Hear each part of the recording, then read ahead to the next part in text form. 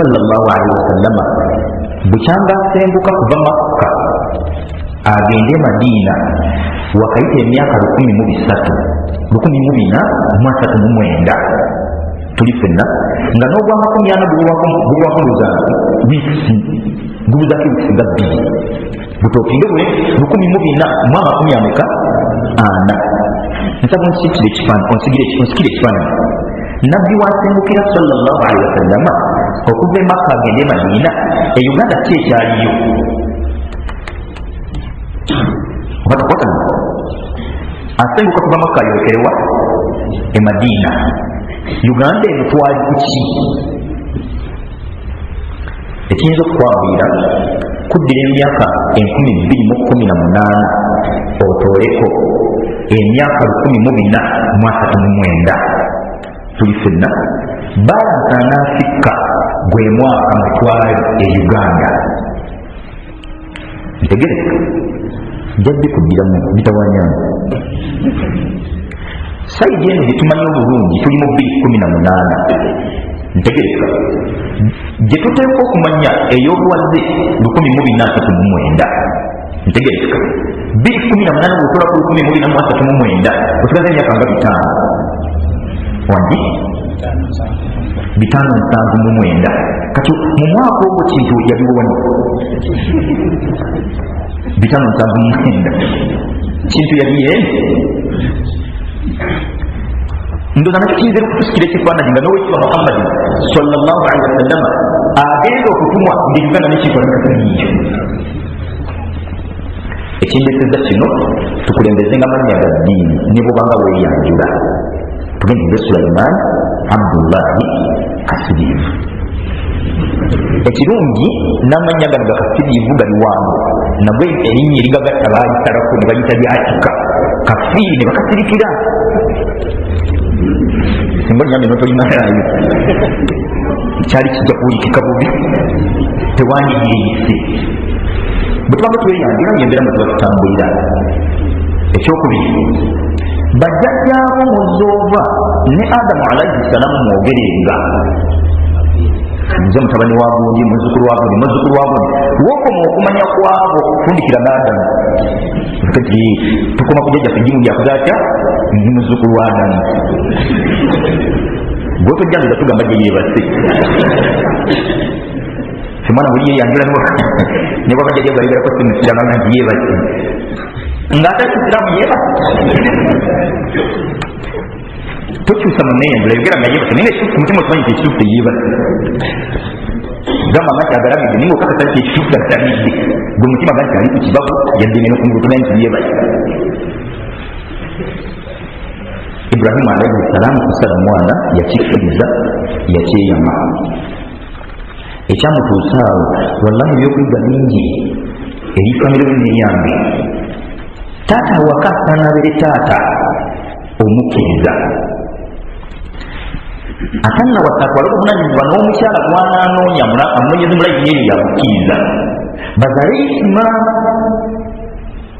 tuli fenna bazale omwana nga ddala alimu mulayi ya Ismaili nga taata ye Iburahimu awaka mama wa Ismaili muka Iburahimu nga ye mukyala wa waka gwolina nga bwe banjogerezeganya ya ddiini mwennerewezo musatisya kimu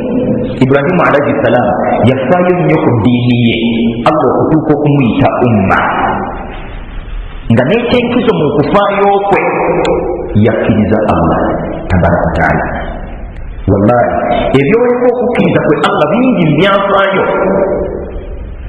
Iburahimu nakkiriza Allah ku ntobo y'omutima gwe obukkiriza olwannamaddala okutuuka okwegomba agambe ne ku balala bakkirize Allah mubonga nekiramu mwe yali n'akola buli kyonna kyalinako obusobozi okutegeeza batannategeera Allah na kumukkiriza n'abasigira bingi byokulabirako wakati mu kubannyonnyola nga bye basinza temuli abakaseera ako baali basinza babatanamu ab'olwaleero mubasiraamu tetuli basinza babatanamu alhamdulillah yadde tulina ebifaananyi bingi mu bulamu bwaffe nga amasanamu tegaliwo fizikale naye nga munda ate mwegali yaddako butunakusajja yakkono bo bakyasinza amasanamu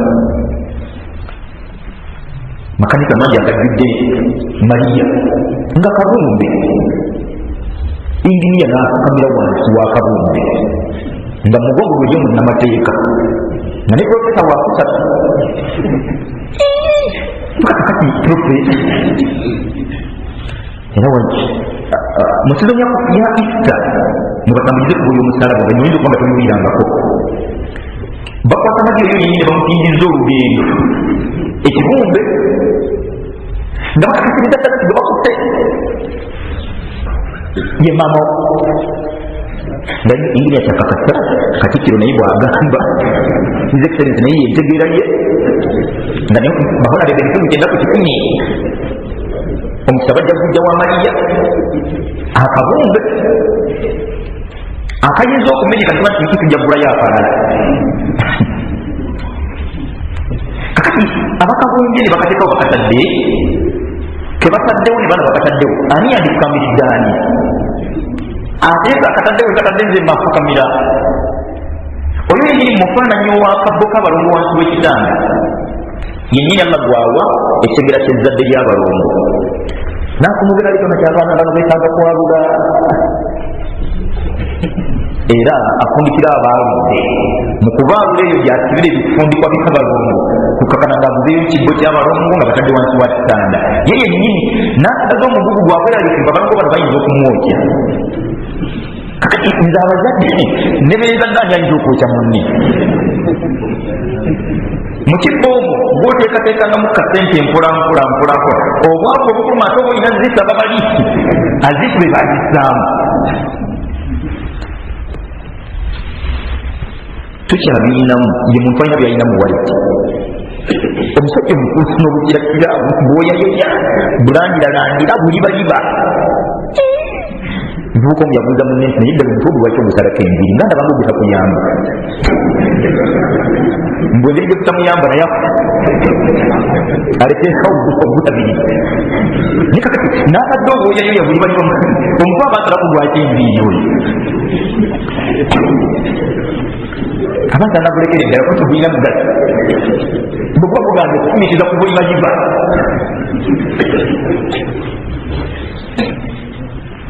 Ibrahimu alayhi salamu yafa oluvanyuma n'agamba ku bakitaabe n'ab'oku kyalo baleke kusinza masanamu lima ta'budu ma la yasma'u wala yubsir wala yughni anka shay'a kali kamera nampuliriza tusaana okuzimba enzikiriza zaffe oluzimba olumeefu omuntu amanye nti ebyobuwangwa si bye byasooka mu bulamu bw'omuntu busiraamu yentandikwa y'omuntu kuba kuwebera ku kigambo busiraamu obeebera ku Allah kati omuntu yavaawo awatali Allah w'ekitiibwa bwatafala obunanyivu okubakuba mwanne amakakasa nti ekituufu anaazimba ennyumba tewali wetagwa kusala nkoko musingi nkoko mwana wange esalwa netambuzibwa omusaayi musingi wonna kati bonna bwe babona netukakasa nti kati ebyokwerinda by'ennyumba eno erina kuwangaala kuba twagisalidde enkoko ennamu teyinza kukuuma nnyumba kati enfu ogiteekamu ekyo bwetube ku byokwerinda yandibadde enfu erina bwesuliddwa nga n'okugirya tugiridde kati atakukusinaga nti aha ye ennyumba twagisalire n'okusereka buguli tusaana okufumiriza tuzimbe enzikiriza ennyo eyo omuntu amanye nti Allah yateeka okunyinyonnyola mu nzikiriza yenyo nekano katukayingirizeemu wano bwe yasanyukira Allah obwavu tasinzira kwanya kulembera ggwanga era saagala kugamba nti Uganda yaliwoko ng'abantu bonna bali mu mbeera nnungi tekibangawo era tekiri kubaawo ng'abantu bonna bagagga bwe bakyolutazuukuka nti embeera bigenda kukerako omwaka nga buli munnayuganda mugagga gwebuuza saba muvumenti nga tutolina bonna bagagga wale tebatulemye tutolina bonna bakole batyo nimbanyankole bafumirimu abanaku ddala songa tetwanditandikiddeku kati bonna bagagga wale program siya gavumenti yani ya Allah oludda olutunaaludira bwe tunaba twetaazi Ibrahimu alayhi salaam yanyikiza obukkiriza bwe mu Allah ow'ekitiibwa kyova olaba enkomerero y'amasanamu ne Ibrahimu alayhi salaam yafunikiranga emyezi emye nga talina mukozesa konna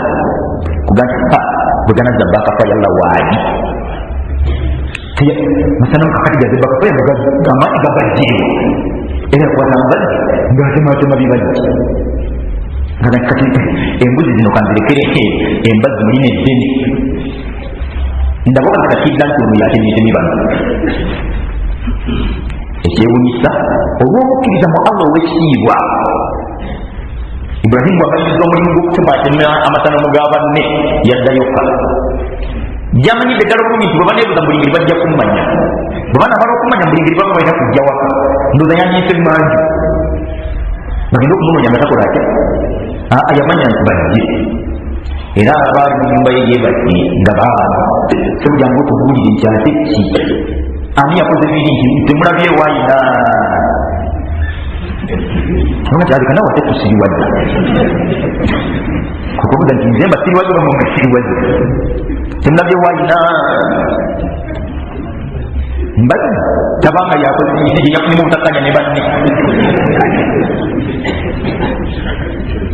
nawe nti batonatubuzabuza tusiriwaza kulumuto wonna omaze ebbanga ate ng'obyogerera emisongozo ebintu byaffe ebyo totubalina mugwe ddala katoola ne bakkirizanya nga nekitawe mwali Ibrahimu amwoki amawulire ayo gamanyako nti bateeterese kukola kutya kunjuki adduke Allahu akbar twetaaga kunywerera ku ddiini wakati mu kukkiriza ekitiibwa Allah tabaraka wataala kyewetaaga mubulamu bwo bwa bulijjo kukkirizaani kukkiriza Allah abasinga gyobukkiriza toyinza biwulize nkutuba abange mu abakkiriza okakasa nti bagamba nze azza kusaala jjumba tetwakava mu laidi awo tetwakawunzikana manzaani ate ekirevu kino kyandibadde kinjagazaaki kati bamanga kugatta ensonga zoli mukkiriza ng'eziri waggulu gwe Muhammadi ate n'enjuzu ziringa mukaaga zutirawo niina kati ng'ogatta ensonga zo zomukakasa nti gwe mukkiriza bwe bagamba nga bangi wala insuilna ma huwa al iman bangi kati buzibwa omukkiriza kyeki ekituufu bazikimanyi ma huwa al iman obukkiriza kyeki awo omukkiriza nti inshallah kijja kulira sheekh yenda bukuyingirizaamu ojja otya okuba omukkiriza nga kyali kyobukkiriza kyo tokimanyi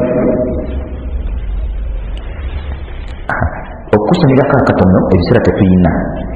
ekitibwa okukkiriza kitegeeza bisatu kitegeeza bintu bisatu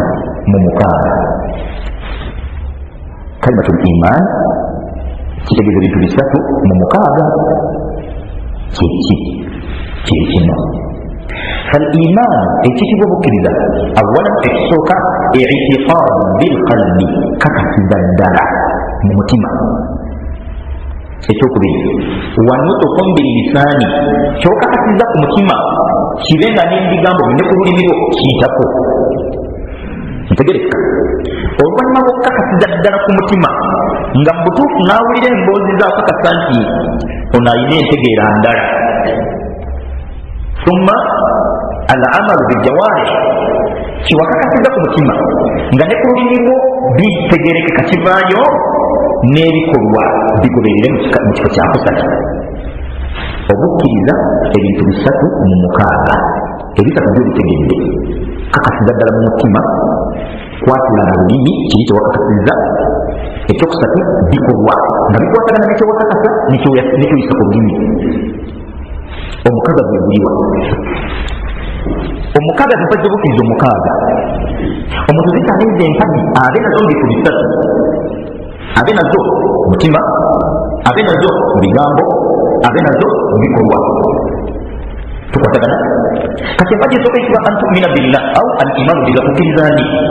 eyo ogyetaaga ku mutima ogyetaaga mu bigambo ng'emboozi zo naawulizza obuwuliza amanya nti olyakkirizaani yakkiriza Allah ekyokusatu nga n'ebikolwayo ddala byoleka nti wakkirizaani bwe tuyimiramu abo baani abo omukkirizamu eyo empagi yokka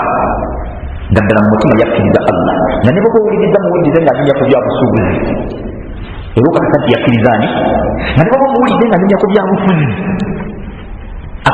okukkiriza nti yakkirizani nga ne bwotomuwulira byakola okkiriza nti olumukkiriza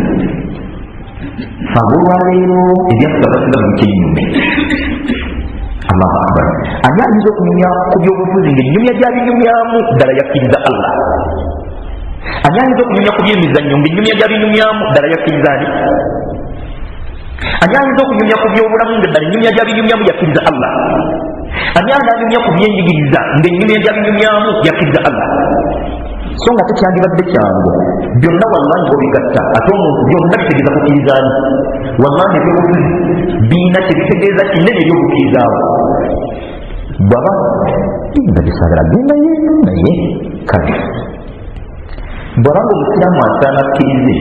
nti Allah gwakufugisa olwaleero yali mulaalo era akyali tuli ffenna wansi eyo gyeyamugye n'amuyita ku baganda bonna awo paka mu state house nga bagayiwanga webali bansuluga webali balondangaba webali bateekawo bonna bakaseenene bakibuuka nga Allah yegwalonze. Allahu akbar. Allah alina obuyinza, Allah alina obuyinza, Allah yayawukana oyo buno omwaka gwakati mwemeka wangi omwaka gwasatumu ate ku kyakyamu tulazeko Allah atulaze nti tannalyako gwonyirizawo okulyakoko yakombyeko yafuzeyo yadde omwaka asatumu mu bufo bwo bwennyini Allah bw'anaaba Allah gy'aleese yamanyi yandireeta omuyaayi obubonero buliwo alina bwe yasozeeko amaviiri n'agateeka wali n'amugyamu empale zibadde eri wansi kati n'aziza waggulu yamusibya amataali yandibanga gwaleeta yamanyi n'ensi ye wetuli gwaleeta gwasaleeta ndowooza yandibadde ennyumya y'abakkiriza ku byobufuzi nga tonnawagira gw'obuwagidde sooka okakase nti agenda omuleeta ani nawe nnabyegomba ali buyinza yababubaamu naye otegeragane neyamu ate nosigala ngaokkiriza nti ekito kiri nti gwataziro Allah mu mbeera yonna amuleeta mujja kunjogeza byenayongerako endala ebyandabulwa mabirizi w'ekinaana sagala kumuzzaeyo naye twetaaga obukkiriza mu ngozi zaffe muna byabufuzi anobye ebyobufuzi bye mu nnyuma yabukkiriza ng'obuyinza Allah tabuggiddwako ennyuma balina batagikimya ku byobufuzi Allah tabiriimu ntegereka bannabyamizanyo ennyumya yaabwe nabye Allah takola atya so nga tewalangi byonna bijjuddana Allah waliwo ebintu ebyewunyisa ku ekitiibwa Allah mubakyasinza okugaggawaza mu kudunia sibasandi bamupiira wangi sente zebafunire wiiki Allahu akbar wiiki mwezi musambi wa mupiira kigambo mupiira bwoba wakukinga embula atakimanyi omutandikira wa ndoza wewano kantu kaba kukyetooloola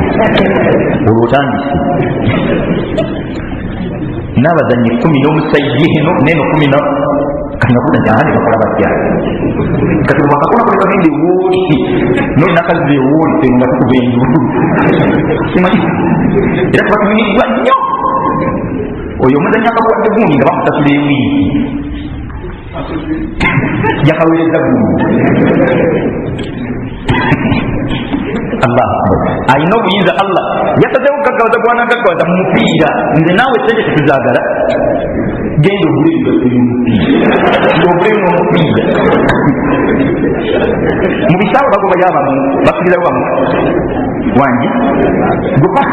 genda n'engattoyo n'omujoozi n'omupiira tebajja kuwa yadde ekintu kyange nawe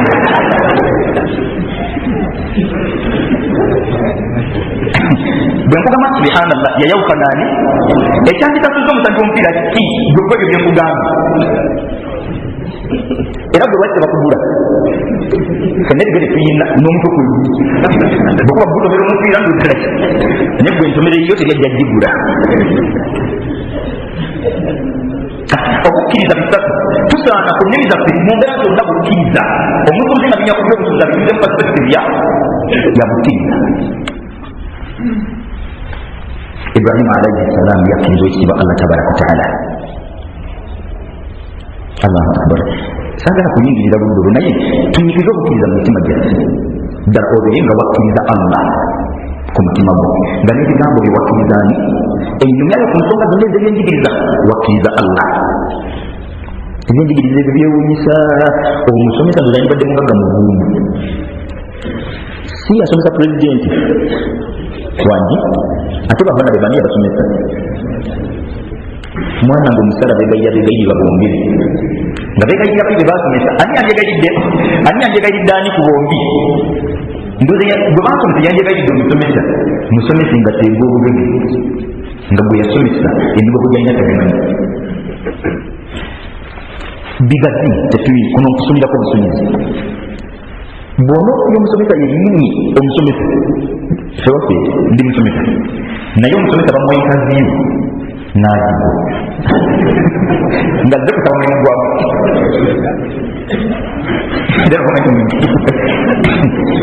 tetukuwadde kuba intaviyu okuza otya omuti omusomesa ng'agudde intaviyu ate oba wakunoonyereza byakwa bya musomesa kikyamukusanga yakulemberanga mu byafaayo by'omusomesa si kyangu kusanga nti yakulembera banna okuva mu P1 n'abageza ku kyomusanvu n'abajja olamusula kufuna eyokuna nga yasooka byonna bimala gaana era nti omukatu agenda asoma obusomesa musomesa bw'oba osiggwa empalanga gwe gwe wakulemberanga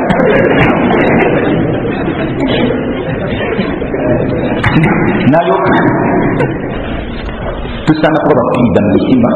mu bigambo ko n'ebikolwa. Ibrahimu alayhi salaam bw'azukkiriza abo nsonga ezo bisatu mu mukaaga. Kati omuntu asaana yeenoonyemu empagi z'okukkiriza mukaaga nga zeenoonyamu mu nsonga ziri ssatu yeenoonyemu empagi z'okukkiriza mukaaga ku mutima, ku lulimi n'ebikolwa. Tuli ffenna watumina bilyawmi al-akhir n'okkiriza olunaku lw'enkomerero nti ku mutima kwekiri n'ebigambo byongowa nga wakkiriza olunaku lw'enkomerero nga nebyokola biraga nti ekituufu wakkiriza olunaku lwaki nga tonayita mukkiriza ekituufu twetaaga bingi okunyonnyola ku kiki ekiyitibwa obukkiriza. Sheikh Mamita Muhammad Salami yawandiika ebitabo biri mukaaga ku mpagi z'obukkiriza. An tu'mina billah kitabo kiina kiramba wa malaikatihi nakyo kitabo paka ku mpagi mukaaga. Fetala okukkiriza wakitiibwa Allah tabaraka wataala. Ibrahimu alayhi salaam kyekyamugamba okudduka kakakasa nti bwe wenyiriza ku Allah teriyinza kwemalikirako.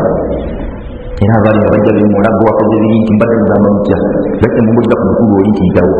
tetukkiriziganyizaako Ibrahimu tugenda kukwokya ona tewali buzibu nga tewali buzibu yamanyi yatonda omuliro ate bano tebakola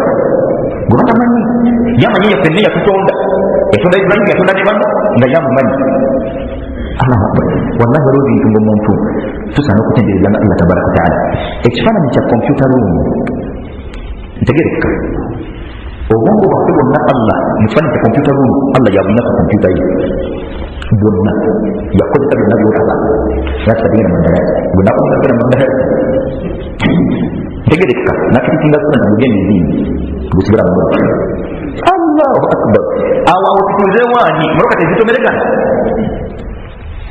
yayawukanga ekitiibwa Allah tabaraka wataala.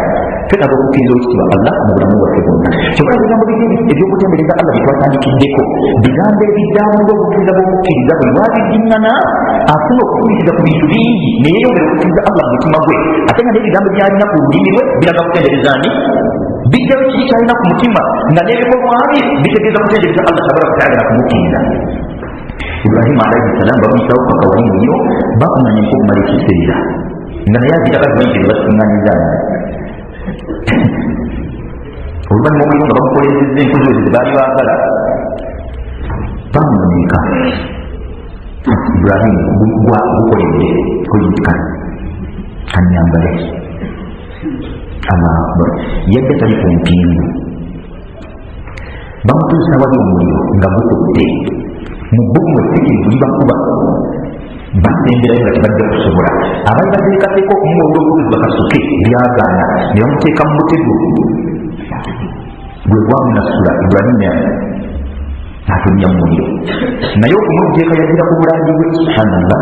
alhamdulillah la ilaha illallah allahu akbar la hawla wala quwwata illa billah nga byaliko ndowooza omulala yangadde abegalira obwegalira nga nokaabakaaba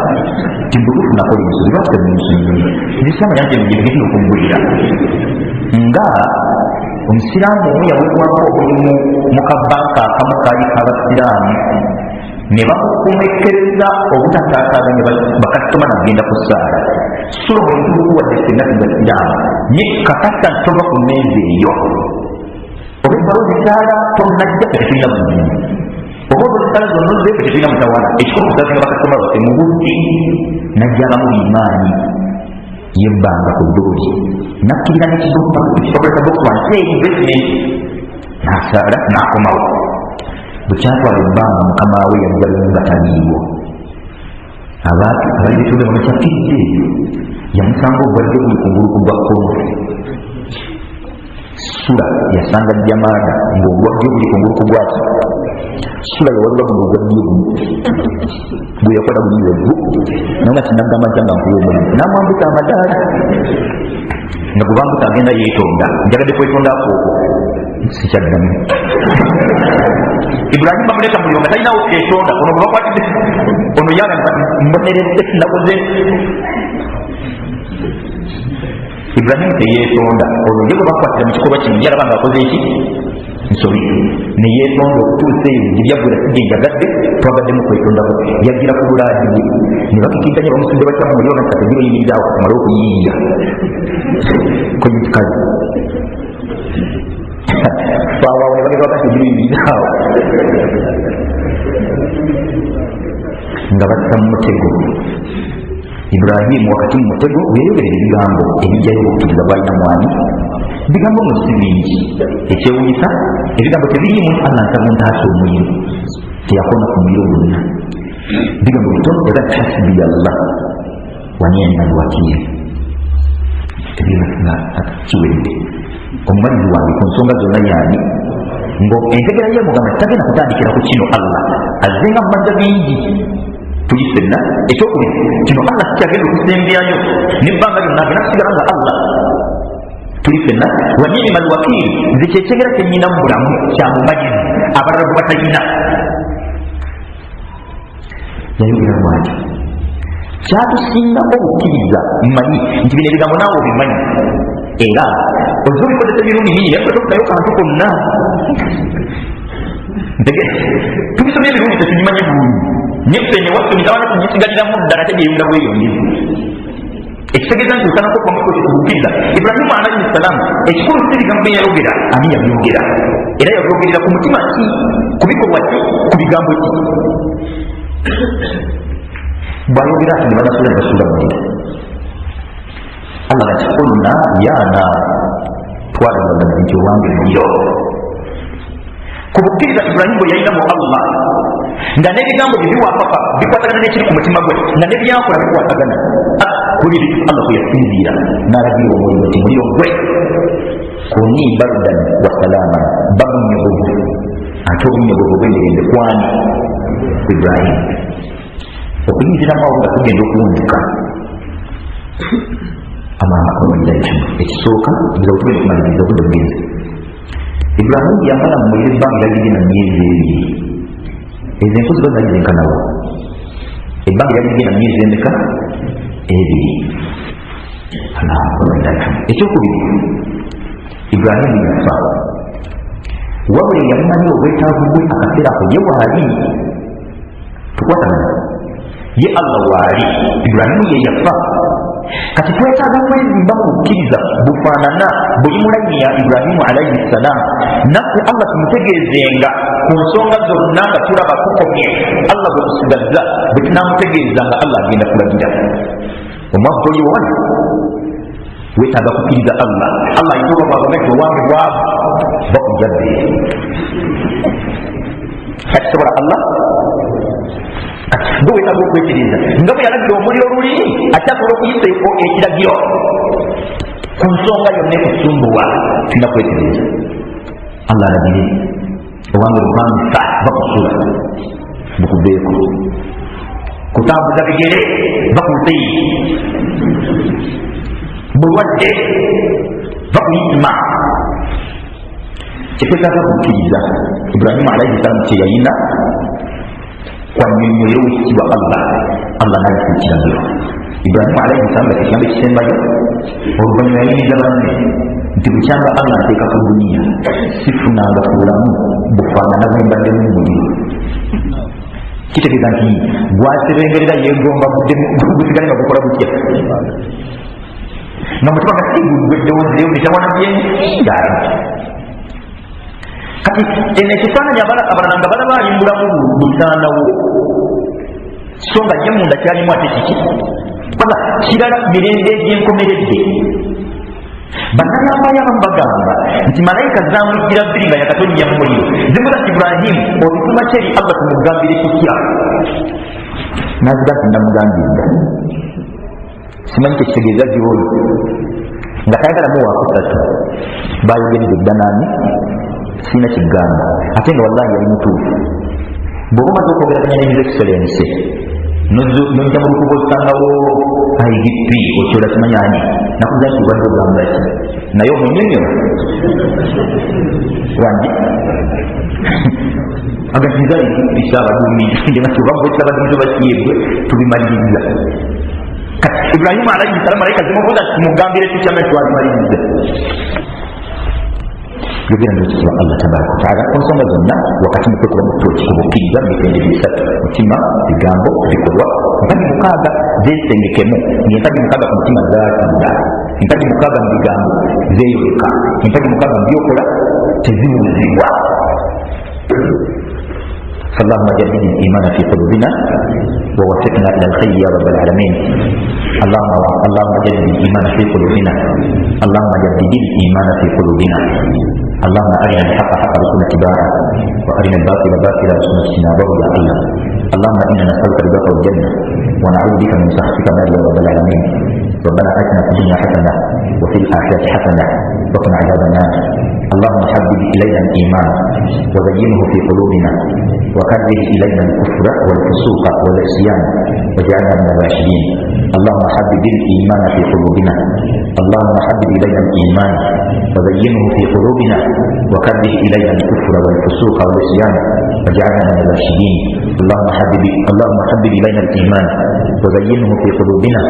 وكره إلينا الكفر والفسوق والعصيان واجعلنا من الراشدين. اللهم إياك نعبد وإياك نستعين، اهدنا اللهم الصراط المستقيم صراط الذين أنعمت عليهم غير المغضوب عليهم ولا الضالين. اللهم اغفر للمسلمين والمسلمات والمؤمنين والمؤمنات الأحياء منهم والأموات برحمتك يا أرحم الراحمين. وصل اللهم على نبينا محمد وعلى آله وصحبه أجمعين. سبحانك اللهم وبحمدك نشهد أن لا إله إلا أنت نستغفرك ونتوب إليك.